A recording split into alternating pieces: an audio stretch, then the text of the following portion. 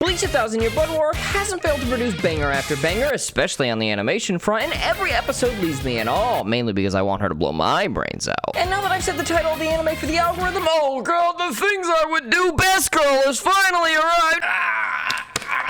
The old man has nothing on Masaki when it comes to draining the nut from my body, as not even Yoruichi can compare with the absolute specimen that is Strawberry's mom, at least until she gets older, because then she's kinda ugly. But even Masaki is nothing compared to the production for this series, which really gets me nutting. Honestly, nothing even comes out anymore, as it's immaculate just like Yamato's furry form. But the most important takeaway from my odd fetishes is that the production not only amplifies the original source material, as any adaptation should, but it also adds to it, both by Kubo literally adding new scenes, but by also elevating the source material with such a stellar adaptation that makes it look and feel even better than you'd imagined. The music is the only real letdown for me so far, which is surprising considering how the OG had that down pat, but everything else exceeds my expectations every single episode and has me stunned that one of the big three can look this pretty. Like, even her uniform gets me going. While at times the adaptation can move a bit too fast, like in episodes 4 and 11, the fact that they're giving my favorite arc an hour-long premiere and basically making it into a movie more than makes up for a couple of episodes moving a bit too fast. And I could even forgive the cutting of Rukia's peach if Masaki's fat titties are animated properly in the finale. I'm down horrendous. Likewise, the fact that the rain doesn't make everything look like shit, but rather enhances the fight scene specifically as a whole, just goes to show how competent the staff working on this are and how fantastic the compositing is. The anime has likewise done a great job on adding further characterization to the characters, with scenes like the ones from episode 11 with Uryu being drowned out in a much deeper, depressing rain than the one in the flashback, so as to represent the rain drowning out sound and logical reasoning, obscuring Uryu from the truth and having him go down the wrong path, rather than the lighter rain used in the flashback that was more representative of how it was used to connect Strawberry's parents together, which would ultimately lead to the story as we know it and their hot daughters. That juxtaposition was absent from the manga, as was Uryu's characterization as a whole in this arc, so adding it in so naturally just makes it all the better, and better shows the sides of the confrontation in this arc much better than any of the previous arcs had managed to. Such care is also taken with Strawberry to further illustrate he and Uryu are the primary focus of this arc and confrontation, where we've been seeing him develop throughout the episodes thus far, but episode 11 really drives home how much of a kid he still is despite all of it, as well as how much of his tough guy act is just a front, when we see him run away from having the talk with his dad, despite telling him in the Aranka arc that he'd have the talk when Ishin was ready to tell him. That's because deep down, Strawberry is still that same crybaby mama's boy, not that I can really blame him, that he's always been, and how we see him typically act is nothing more than a front, as his true childishness comes out when the chips are down, and that's indeed what led to the current situation alongside of his own stubbornness, but that's a good thing because it shows how multifaceted of a character he is, as well as the flaws he possesses, though his mom possesses none. God damn! Kubo does a fantastic job with his character despite all the people who can't read or pay attention telling you otherwise. I can honestly go on for hours about how great Kubo's character writing is, so give the video a like if you want to see that, but really this show is just a thinly veiled excuse for me to talk about how this show makes me ejaculate in many different ways, as you'd think it was just Masaki, but no, even the rain gets me off at this point.